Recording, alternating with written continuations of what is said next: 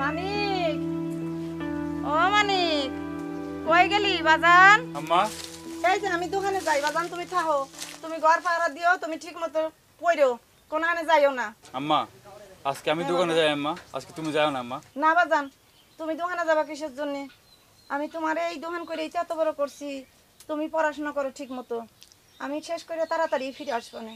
আম্মা, জোয়ান পোলা ঘরে থাকতে মা যে রোজ দোকানদারি করে সমাজের ভালো চোখে দেখে না মা। আর বেশি দিন কোনো লাগবো না বাজান, তোমার কিছু করা লাগবো না, আমারে সয়ে গেছে। তুমি ঘরে থাকো, তুমি ঠিক মতো পড়াশোনা করো, তুমি মানুষের মতো মানুষ করতে পারলেই আমি সার্থক।